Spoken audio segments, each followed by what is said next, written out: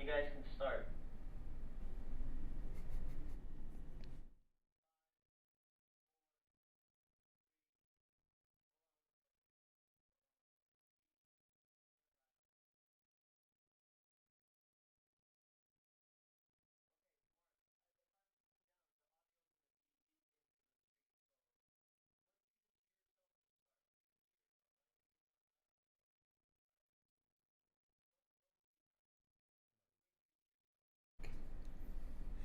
When you go, I'll go. It's a good thing I'm in here and it's not like Michaela or something. She would have no idea.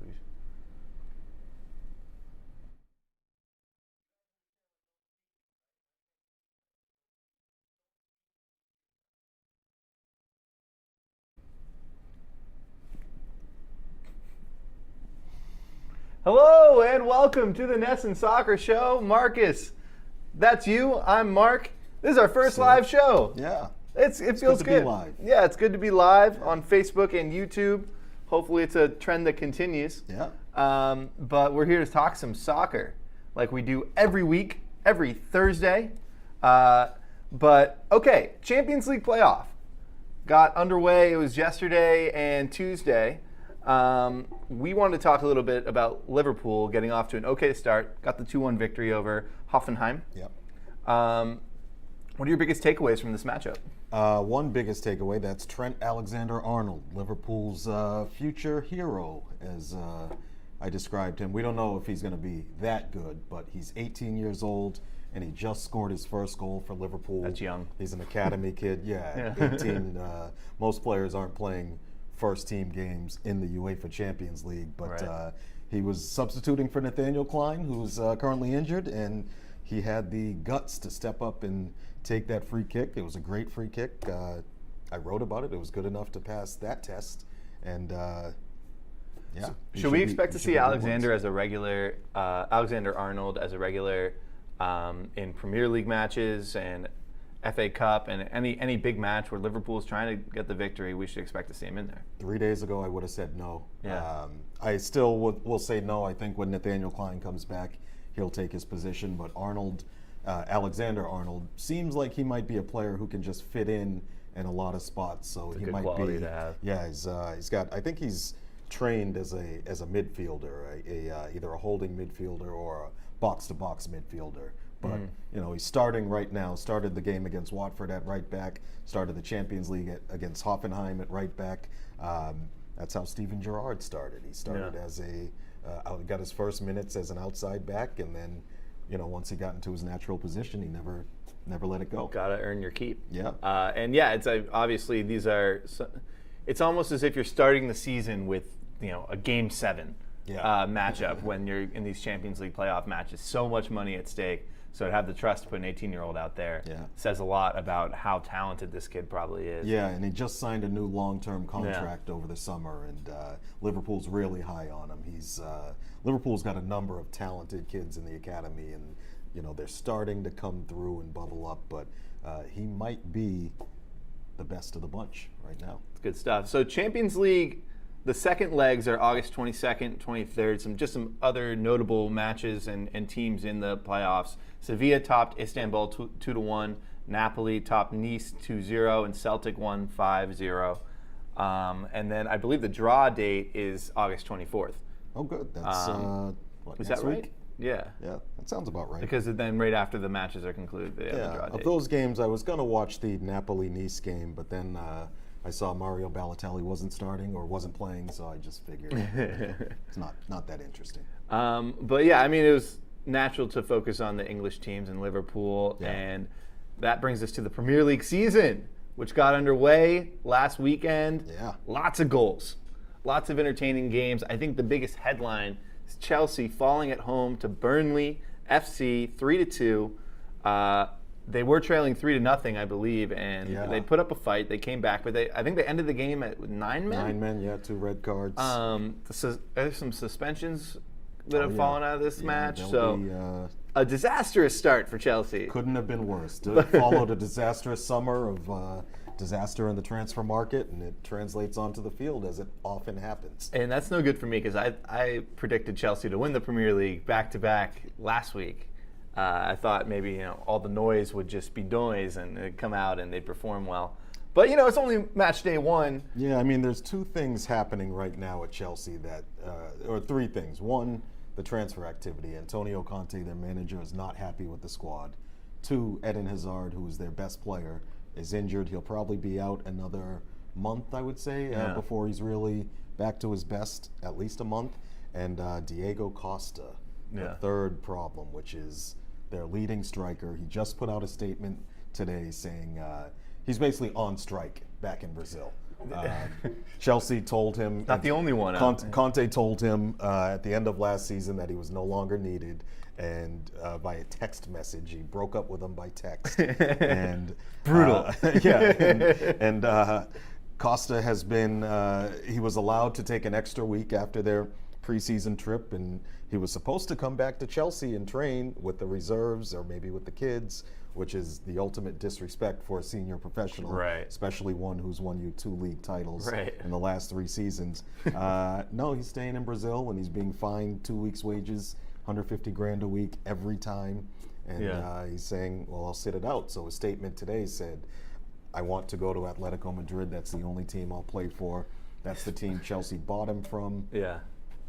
It's a mess, Diego Costa, and it's threatening to derail Chelsea's season at the first hurdle. It's a lot of people might say that it's just week 1 or it's just the first few weeks, and we'll talk about a couple injuries to start the season on some other clubs around Europe, but it is really pretty vital to get off to a good start. Always. Because the team gets into a flow and knows how to play, and to have all players clicking at the same time. I mean, it's like any sport, but I feel like soccer, since it's such a flowing game, and you're on there's no timeouts, there's no real stoppages, it's just constant flow, that to plug in an injured player after a month, or a guy that's been, hanging out at his mom's house, it's tough to plug in those guys, as talented as they may be, and just have them have the impact on the match that you want them to have. But yeah, I mean, Chelsea has a chance to sort of right the ship right away when they take on Tottenham at Wembley Stadium on Sunday, August 20th, 11 a.m. Eastern in the United States. Tottenham won their first match 2-0 over Newcastle, the kind of expected. This is good news for Tottenham because they've been trying to win their Premier League title, and they've been knocking on the door for several years now. And well, this is a chance to really say, okay, Chelsea's one less person or one less club we don't really have to worry about, and we're on 6 points, and we're looking at Manchester United, Manchester City. This is the perfect time for Tottenham to play Chelsea. Chelsea's always been a tough team for Tottenham through the years, and there was a quote that said when Tottenham finally wins, when they beat Chelsea, they'll release a celebratory DVD or something like that. Chelsea's they're on their knees right now. 2 suspended players, 2 players that are out of commission, and Hazard and Costa. There's no better time for Chelsea to face Tottenham, and I'm going to say Tottenham is going to win this weekend. I think so too. 2 goals. 2 goals. Yeah. That's handily. Certainly kind of a appointment TV. Yes. For big time soccer fans. If there's one game to watch this weekend. That's the one. Any other big takeaways from the Premier League week 1? Any surprises? Yeah. Well, it was more here we go again. That's what I saw on Friday during the season opener. Arsenal scored 2 minutes into the game, and then within 3 minutes it was 1-1. Arsenal fans know that they have trouble defending, scoring not so much, but defending always a problem. Watching Liverpool, they gave up goals on set pieces, and they should have won the game. They came back. I think they came back twice, and then they were up 3-2, and they should have won, but set piece in the 90-something minute, and the goal might have been offside. It was controversial, but here we go again. A lot of last season's patterns show themselves in week 1, and I think the best teams are going to be the ones that can move forward quickest. And not going away lightly, Wayne Rooney scoring in his homecoming debut Rooney also for the 1-0 victory. Everton. So that was a pretty cool moment. Yeah. Great atmosphere there when he put that in on a header, I think. But let's move on to the Bundesliga. Yes. That starts this weekend. Yeah. What are we excited about out of Germany this fall, winter, spring? A lot of Americans in the Bundesliga. Yeah. And that's the obvious one is Christian Pulisic, but I mean it's much more than that. Christian Pulisic, he is the standard bearer. He's at Dortmund. Yeah. He's going to be one of their key players, I think, this season. Weston McKennie is somebody who earned his spot. Somebody to definitely. I feel like a lot of Americans aren't really aware of him yet, and you should be because he's very, very good. Yeah, I think he's 18, 19 years old now. He earned a spot on Schalke's first team. He was in the academy most of last season, but was called up at the end of the season, did well. So he should be in and around the squad, maybe coming on as a substitute. Maybe he'll be starting, depending on some injuries. Bobby Wood is also in Germany.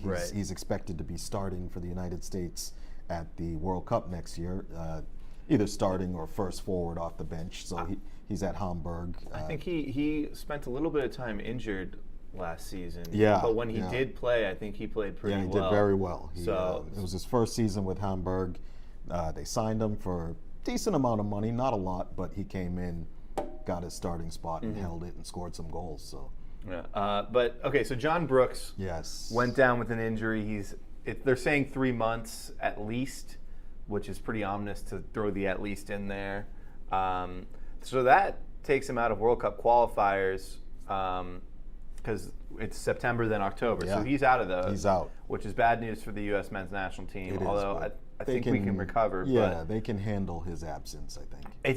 I think it's more disappointing for him that he's been dealing with injuries and to have this right at the start of a season, it's just really a letdown. And I think a lot of people were expecting him to really be an anchor defensively, and now it's going to be, like we mentioned, for him, it's a long road to be healthy enough to get back and play, but then also you have to be playing and be in rhythm and this is a kind of injury where it's almost like you scrap away 90% of the season, and hopefully towards the end of the season, John Brooks is playing well again. This is maybe the next article I'm going to write is how this affects John Brooks' chances. I'm really worried that he might end up missing the World Cup because of this injury. It's a torn tendon in the thigh. I'm not a doctor, but it sounds bad. And it sounds like something that, unless it's surgically repaired and you have to really pace yourself as you recover, it can happen again, or it can cause injuries in other parts of your leg.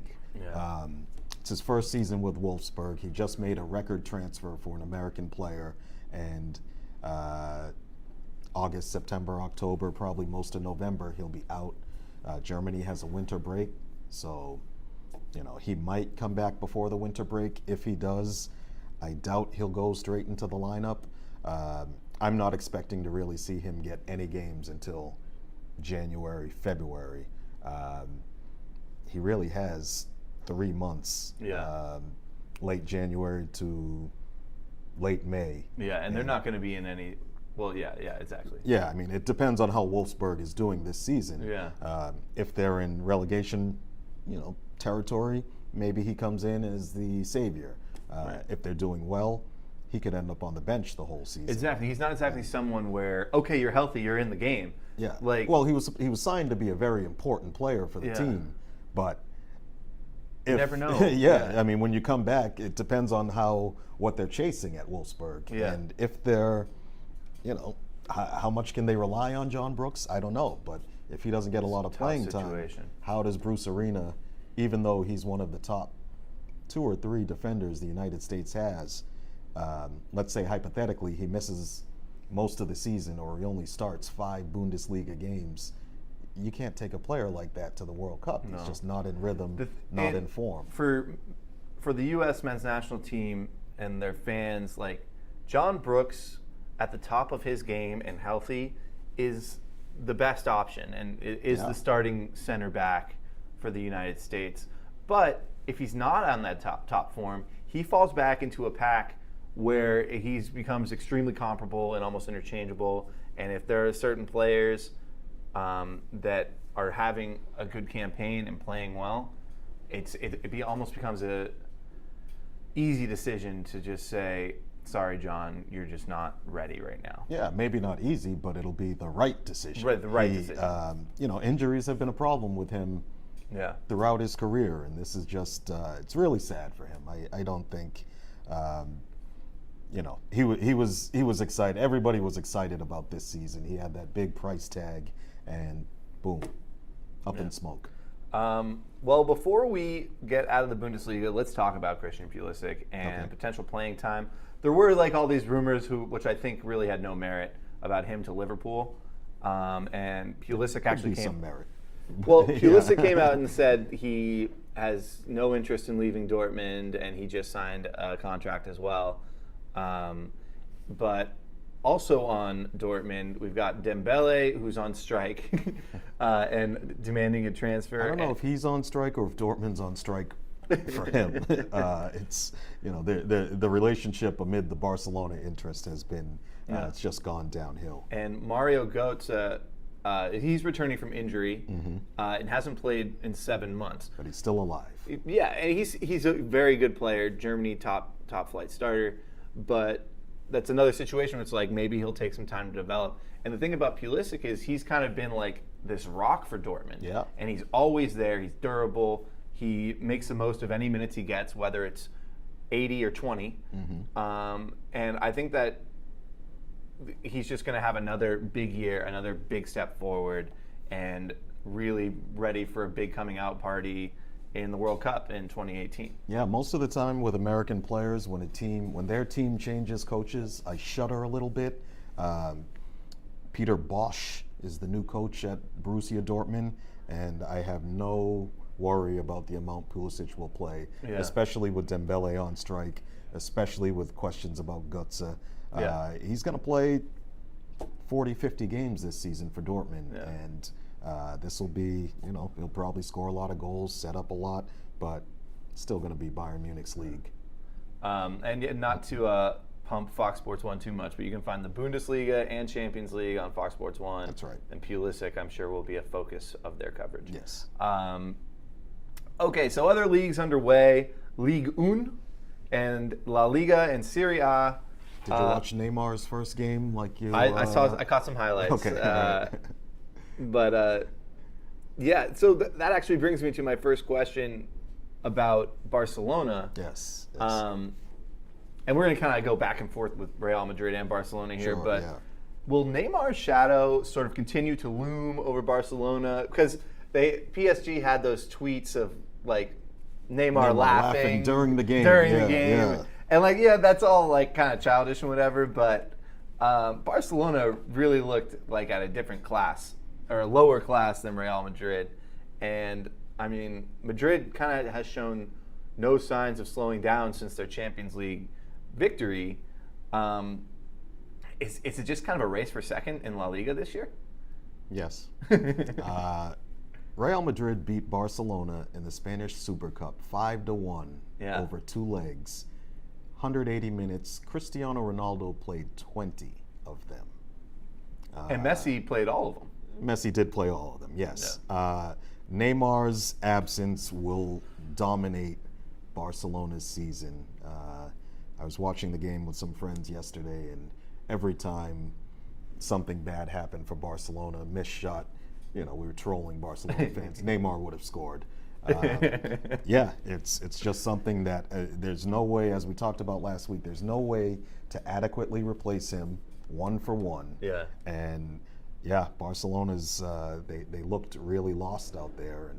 And more bad news: Luis Suarez probably out for a month. Yeah. Messi is 30 years old. Wow. I know, right? Where's the time go? Neymar joined Barcelona in 2013. Thereabouts. Yeah. And I remember when we did the Neymar transfer special, live reaction. Go check it out. It was fantastic. It was a great show. Yeah. But when in that show we discussed how much did Messi make Neymar a better player? Mm-hmm. Maybe that was true at first, but maybe last year and mainly last year, Neymar was making Messi and Suarez better players and sort of coming up into that stage. And it was more that Messi and Suarez were leaning on Neymar more so than Neymar and Suarez leaning on Messi. Yeah, I mean, that was part of his growth and progression as a player, is just taking increasing responsibility of scoring big goals in big games and, getting his team out of trouble as he did against PSG. It's natural. I think he was 22 when he joined Barcelona, and now he's about 25. So right in his prime. All those years, he's just growing. Messi has become more of a playmaker as the years have rolled on. It's not as much flash as it is. It's get him the ball, technique, and he makes, he brings other players into the game, makes things happen. Can Messi carry Barcelona through Suarez's injury, through Neymar's absence, the whole, maybe not the whole season, but he definitely has to step it up for the next month. I don't know, but if any player can, yes. Right. The thing is, why would we start doubting him now? Because he's 30. Yeah. If he was 29, there would be no doubt. Or sports, in sports, once you hit that big 3-0. And you were saying that Messi hasn't signed his contract yet? Yeah, is there apparently much to think about with that? It just came out in the papers today. They agreed to the contract over the summer, and they announced that he had renewed his contract, but apparently he hasn't signed it. Yeah. And I'm not quite sure what that's about. I think there's only Could it be a number of things with sort of the taxes and just a whole bunch of not necessarily... Could be the taxes, could be Neymar's absence. Mm-hmm. Messi's trying to see how the board replaces Neymar, how they improve the team, if they keep improving the team. This is almost going to look like a LeBron James situation where we spend the next 12 months saying, what is Messi going to do? Messi has a contract. He's I think if he went anywhere, it would be maybe his old club in Argentina. That's what he said. Really? He wouldn't do that. That would suck. Why not? Then we'll all start watching the Argentina Primera División. Will we? Well, at least when Newell's old boys play. It's very interesting. I mean, or Messi has always said he will never play for another European club. Yeah. But why isn't he re-signing with Barcelona? It could be a political play. There's a lot of pressure on the Barcelona president, Bartomeu. Messi could be just biding his time to see what's happening at the club, because from the outside, things look really unstable right now. And then when you watch them play, it's, they're miles behind Real Madrid right now. Right. So I think that it's not like we need to worry about Barcelona falling into like 5th or 6th in La Liga or anything like that. No. But maybe 3rd. It's always been, or it's been since Messi and Ronaldo have been in La Liga at the same time, it's been all about 1-2 battle for the top La Liga title, and then they're constantly meeting in Champions League and domestic cups. We can't forget about Atletico Madrid. Which, they jumped in. Well, they've been to 2 Champions League finals. They won a title a few years ago. I want to say 3 or 4 years ago over Barcelona and Real Madrid. As long as Diego Simeone's still there, as long as Antoine Griezmann's still there, they're just moving into a new stadium this season. So it'll be interesting to see how that plays out. But we can't disregard them. And so you asked if it's going to be 1-2. If there's any year when Barcelona can fall out of that top 2, it's this one. Yeah. So I guess the last question with La Liga is, will Ronaldo's suspension matter by the end of the year? I feel like basically no. No. Yeah. No. He's on vacation. Yeah. It's I guess it's pretty funny, the whole situation. Suspended 5 games for pushing the referee. It was a nudge. It was a nudge, but and it was a bad call. Like the ref was saying that Ronaldo fell on purpose. And if you watch the play, Ronaldo is clearly hustling for a ball that if he gets to, he's going to have a chance to score a goal. And the defender's doing the same thing, and they get tripped up together. And Ronaldo turns around and says, hey, where's the penalty? The ref easily could have called a penalty on the defender. Instead, he calls diving on Ronaldo. Ronaldo got pissed off, and it was his second yellow. Yeah. So then he gets the red. And what did he get the first one for? I don't know what he got the first one for. Taking off his shirt. Oh, right. So it's just like, it was so silly. And the next thing you know, he's out, and he's out for 5 games. And he tried to appeal it, and the Spanish Federation turned it down, and then he said it's a campaign of persecution against him.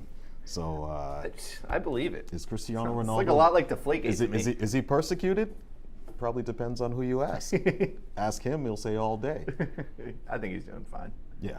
I mean, if that's what persecution, if that's the results, then. Yeah.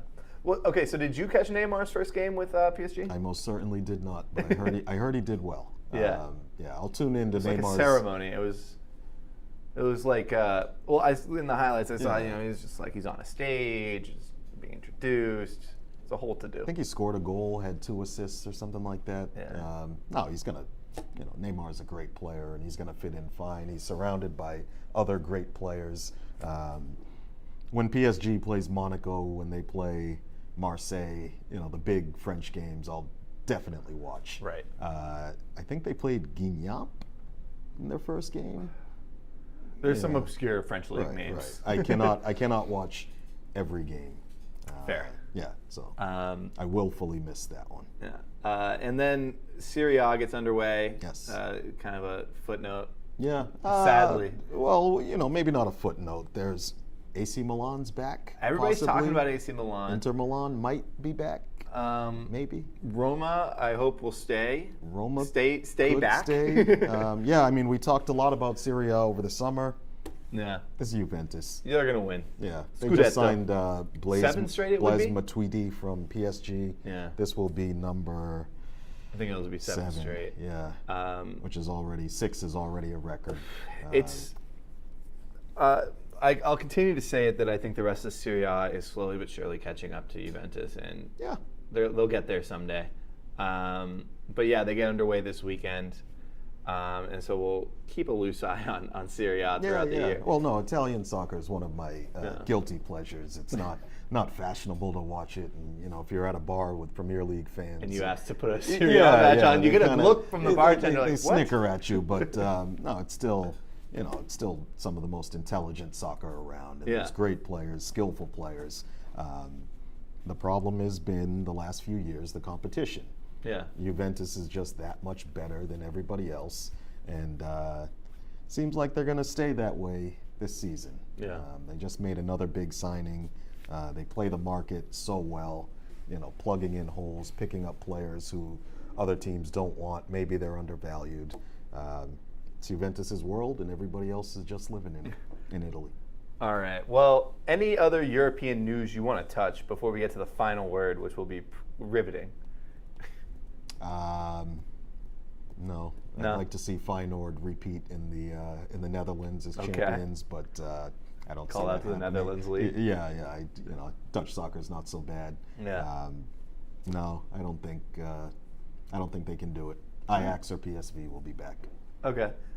So our final word this week, I picked out FC Cincinnati's Cinderella run in the U.S. Open Cup has come to an end. Mm-hmm. They lost to New York Red Bulls 3-2 on Tuesday night, I think it was. Yeah.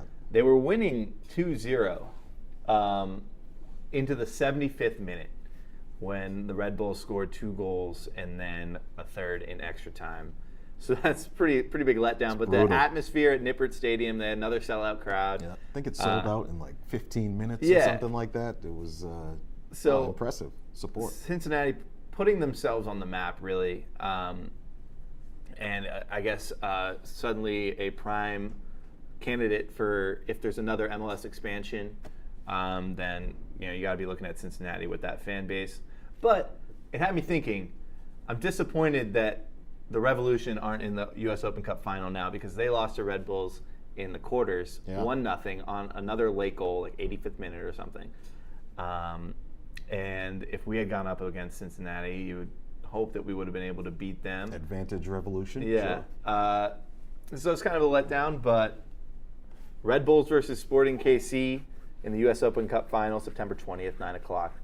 That's televised? Yeah, ESPN, that'll be. ESPN too? I think it's ESPN. Okay. Or yeah, the Deuce. I guess the Red Bulls have been around since 1996. Yeah. They were the Metro Stars before, but now they're the Red Bulls. Never won anything. Yeah. So it could be a first title for them, but They'll blow it. I'm sure they will. There, I said it. But I guess that does it for us this week. We'll be back next week, we hope, I guess, with more soccer coverage. We'll look more at European leagues, and then we got qualifiers right around the corner. So there's a lot of World Cup qualifiers we'll coming be focused right up. on some men's national team players and how they're performing with their clubs. I think will be a good focus to go for. But thanks for joining in, and we will see you again next week.